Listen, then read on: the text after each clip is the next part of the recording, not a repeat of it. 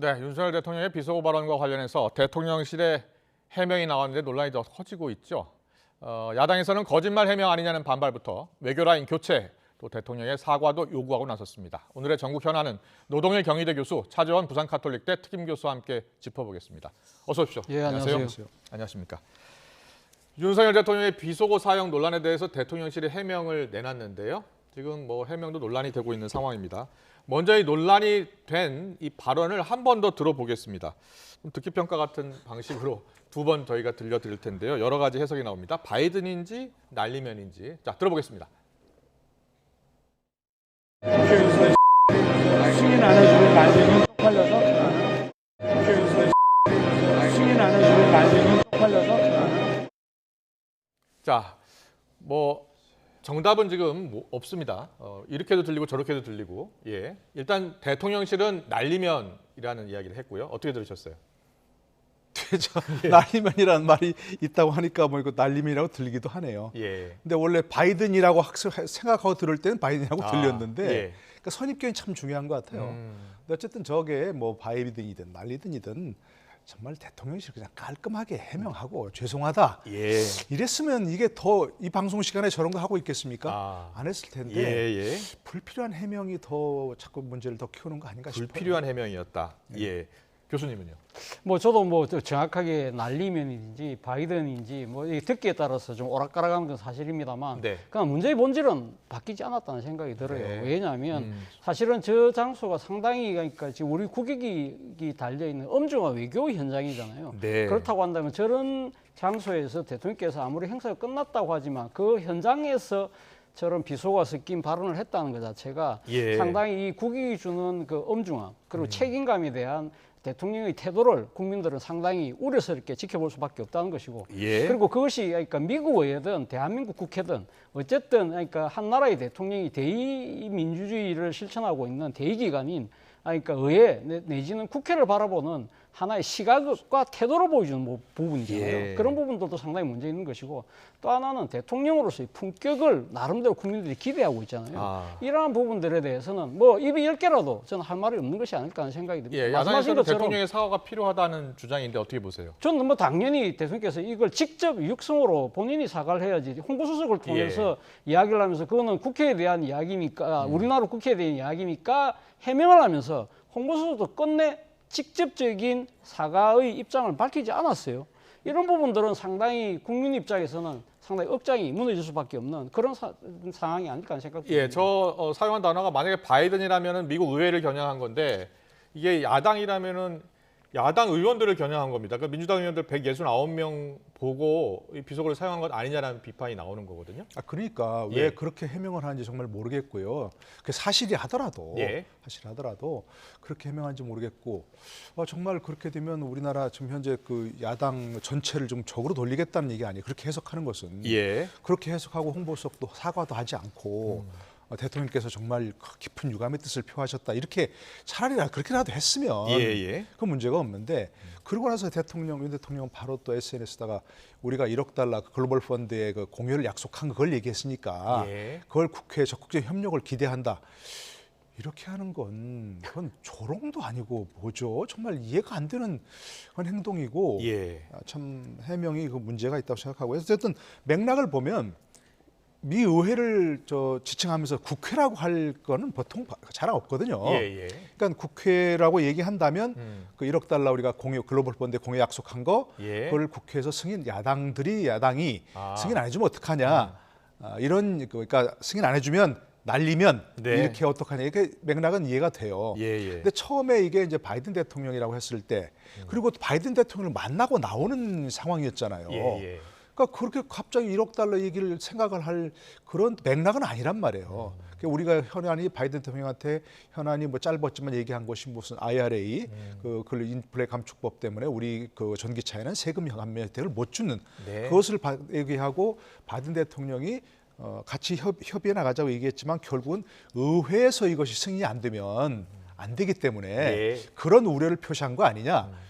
이렇게 생각했는데 그 양쪽을 전혀 놓고 봐도 어느 쪽이든 하여튼 이 비속어를 사용해서 할 수 있는 상황은 아닌 거죠. 논란이 계속 커지고 있으니까 지금 여당의 주호영 원내대표도 뭐 이게 야당을 겨냥했다고 하더라도 유감이다. 이렇게 이제 진화에 나서는 모습을 보였습니다. 양당 원내대표 발언을 좀 듣고서 이야기 더 나눠보겠습니다.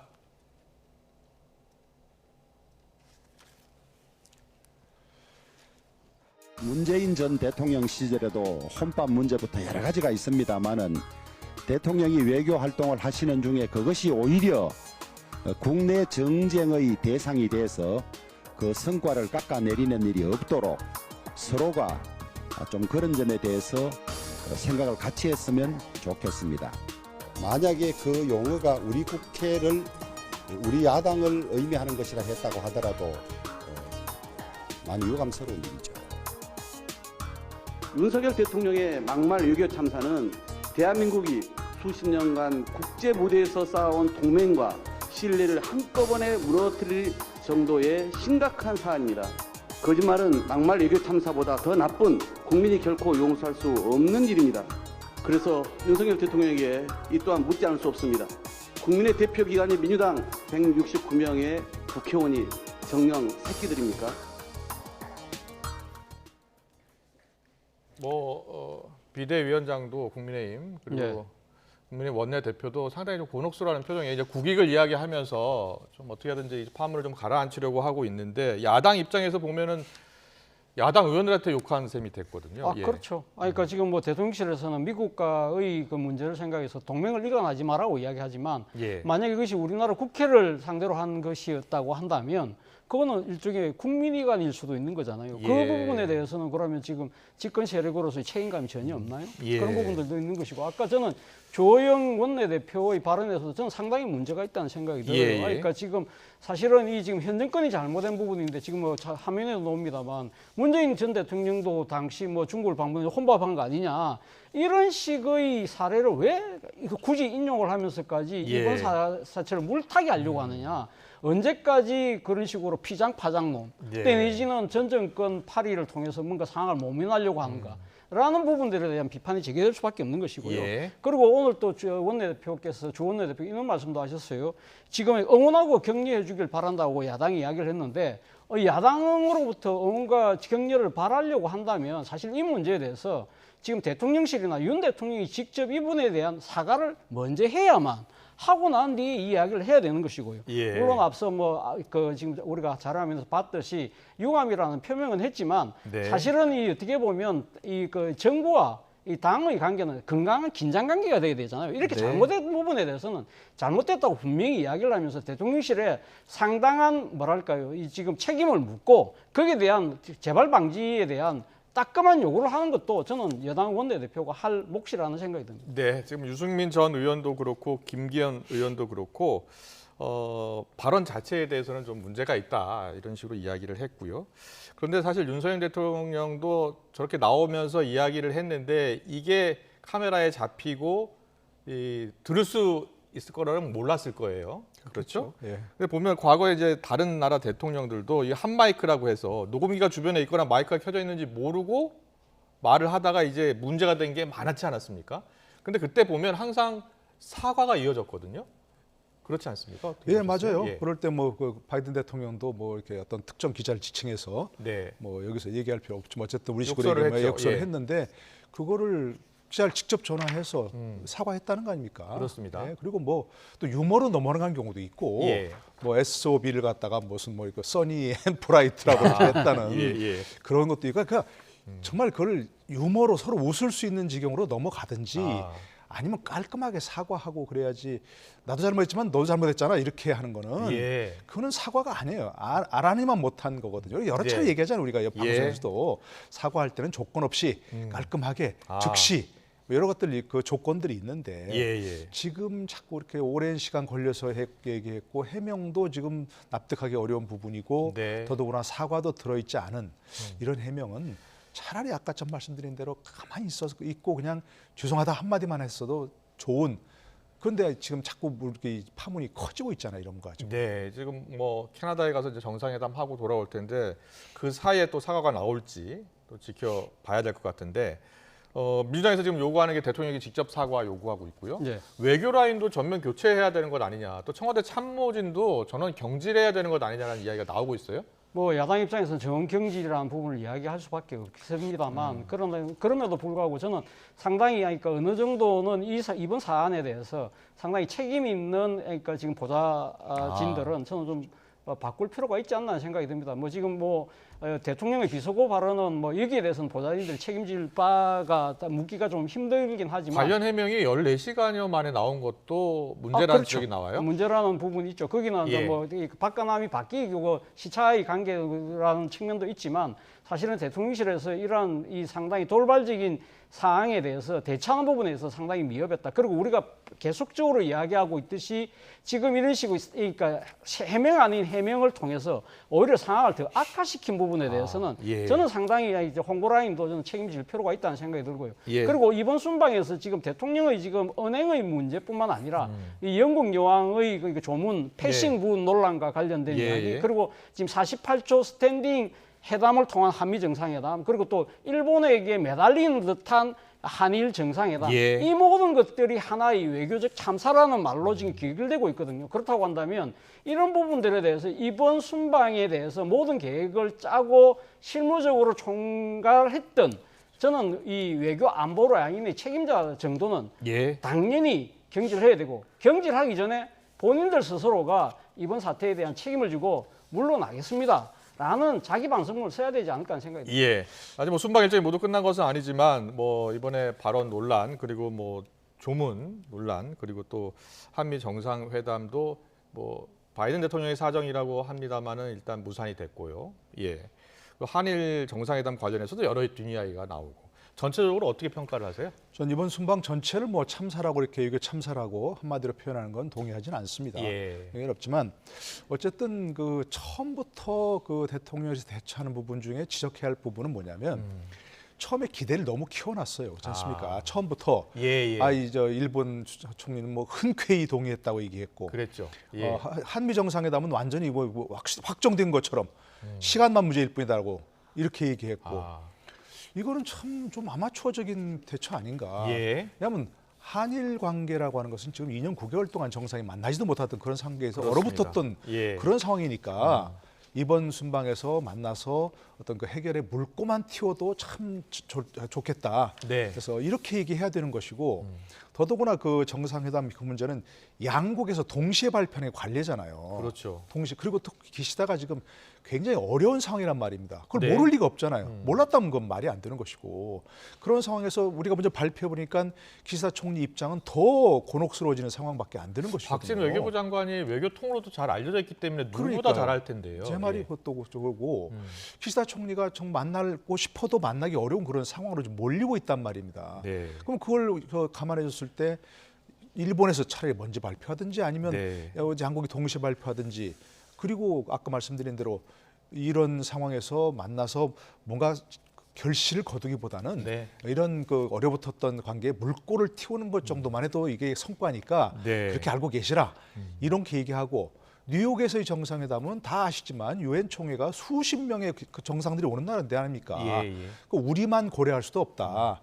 다 미국 대통령 만나기 원하니까. 네. 그래서 짧게라도 만날 수 있으면 다행이고 그렇지 않다면 우리의 어떤 우려 사항을 늘 전달해 왔으니까 그것만 간단히 이제 확인하는 정도로 그칠 수도 있다. 이렇게 기대치를 확 낮췄으면 조금이라도 이 한일 정상회담 약식 정상이라도 만났으면 그래도 나름 성과가 있구나 이랬을 텐데 네네. 처음부터 마치 흔쾌히 일본 측에서 동의했다는 소리 갖고 너무 기대를 부풀려는 그렇군요. 부분이 있어요. 예. 근데 어쨌든 한일 정상들이 만나서 그와 저로부터 관계에 어떤 물꼬를 틔우는 것만 해도 저는 의미가 있다고 생각하거든요. 네. 그러나 이런 불필요한 논란을 자초해서 이렇게 그것마저도 희석시켜버리는 이런 부분은 정말 아쉽죠. 네, 런던, 뉴욕 그리고 캐나다 오타와까지 이렇게 해외 순방 일정이었는데요.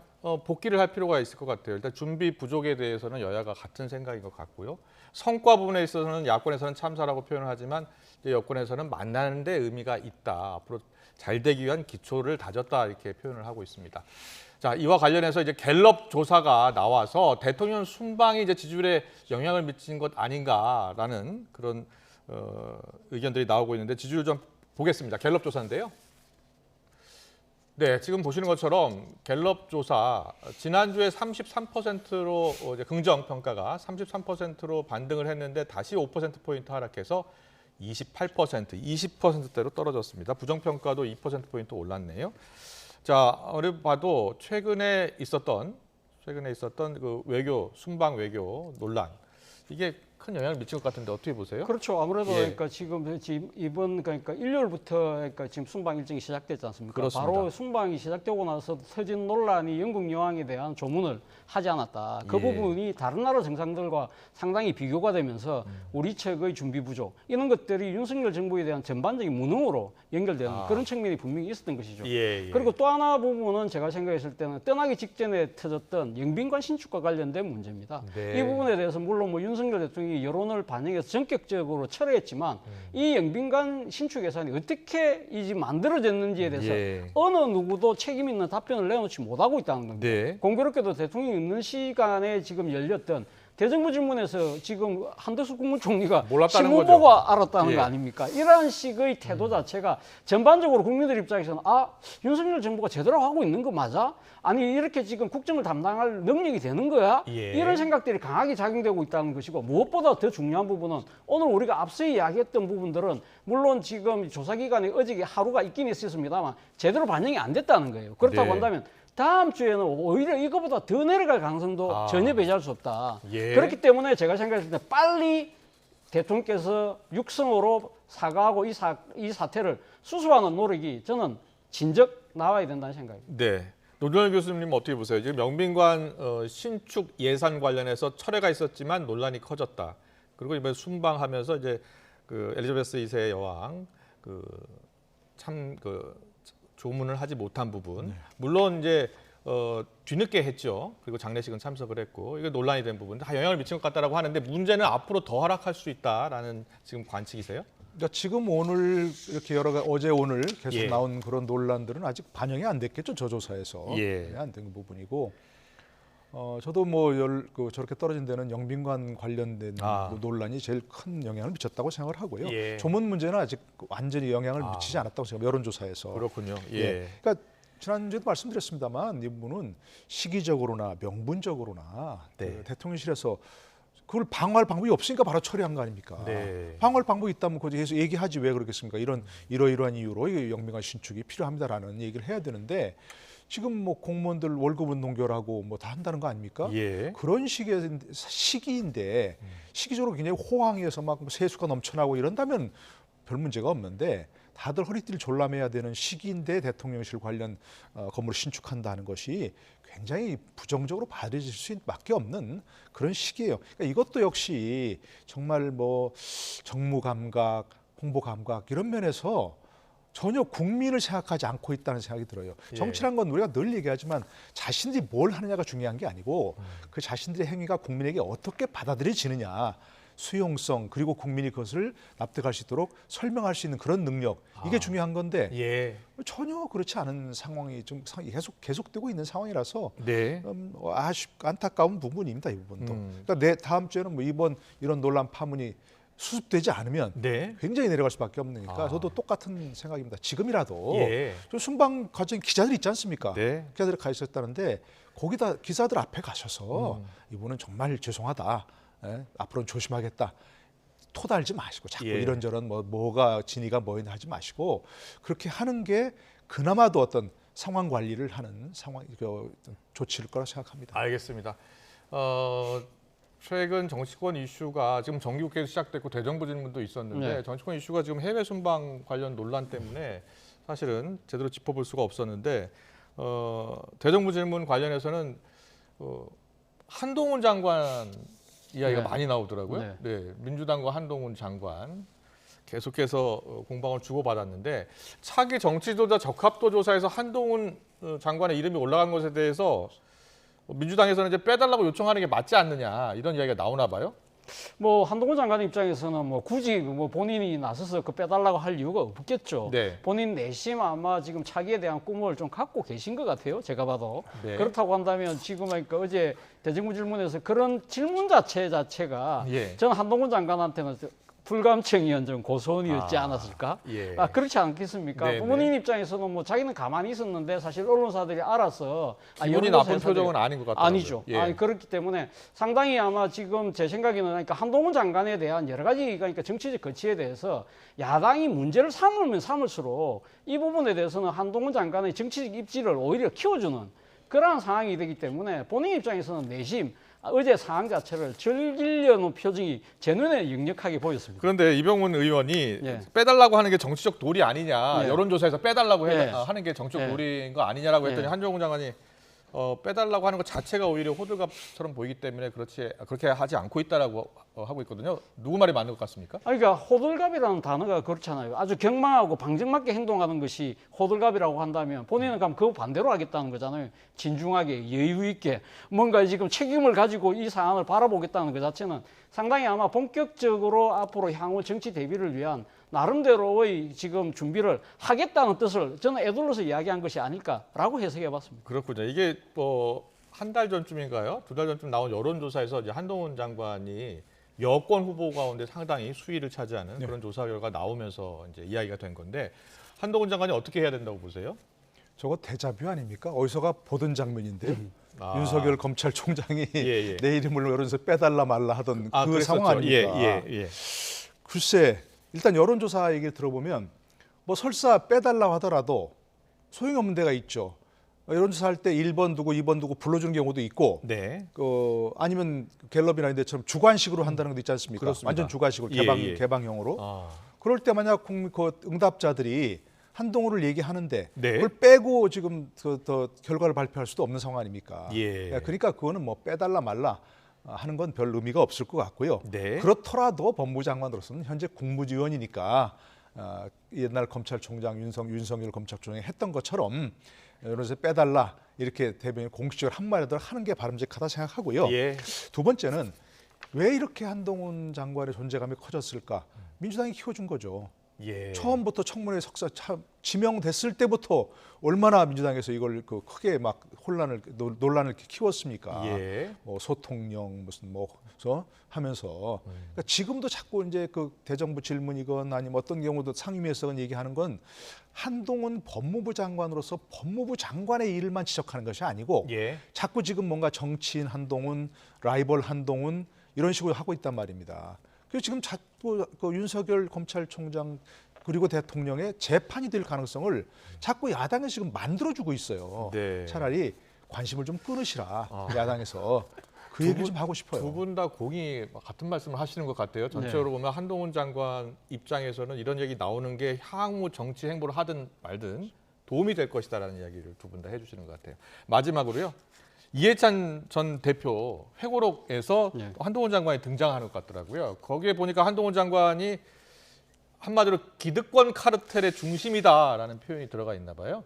저는 이해찬 전 대표께서 상당히 정치적으로 상당히 노예하다는 평을 많이 듣잖아요. 예. 그런데 정말 이번에는 판단을 잘못하신 것 같아요. 오히려 한동훈 장관의 우리가 책임을 높여준다는 이야기를 바로 지금 하고 있는 거거든요. 이해찬 전 대표도 책임을 높여줬다고 보시는 거군요. 그렇죠. 예. 그러니까 이해찬 전 대표가 이렇게 거론을 함으로써 한동훈 장관은 최소한 이해찬 전 대표의 수준으로 올라온 거예요. 예. 그리고 또 하나 지금 부적절한 부분들은 사실은 지금 이해찬 전 대표께서 이런 이야기를 했거든요. 강남 3구 특목고 스카이 대학 출신이 공무원 사이 주류가 됐다고 하는데 사실 한동훈 장관이 이렇게 벼락 출시한 정권이 어디서 시작이 된 거죠? 문재인 정권 때 그렇게 발탁해서 결국 검사장까지 시켰지 않습니까? 이런 부분들. 그리고 지금 이거 강남 3구나 특목고 뭐 스카이 이런 우리 사회의 잘못된 기득권 구조에 대해서 사실 민주당 정권 15년 동안 도대체 뭘 한 걸까요?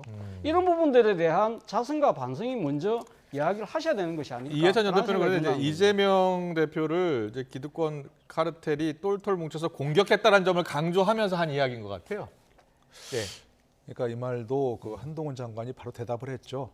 너무 과대평가하는 것 같다. 네. 한동훈 장관을 너무 과대평가하는. 한동훈 장관은 거고. 이렇게 이야기했습니다. 진짜는 네. 운동권 카르텔이라고 많은 국민이 생각한다. 진짜가 운동권 카르텔이다. 이렇게 이야기를 했어요. 네, 뭐 그것도 이제 뭐 의미 있는 얘기지만 예. 어쨌든 586 뭐 기득권 카르텔은 여러 차례 얘기한 거니까요. 예. 근데 저렇게 하는 것은 전형적으로 정말 과대평가한 거예요. 한동훈이 그 기득권 카르텔의 중심이 되어가지고 네. 이재명을 공격해서 그것도 말이 안 되지만 네. 이재명 후보 그렇게 좋은 분인데 검찰과 언론의 공격에 의해서 국민들이 세뇌되어서 잘못 뽑은 거다. 네. 이런 식으로 하고 있거든요. 예. 이건 정말 평가가 좀 잘못된 것이고 알겠습니다. 이해찬 전 대표는 아직 회고록을 쓰실 나이는 아직 안 되신 것 같아요.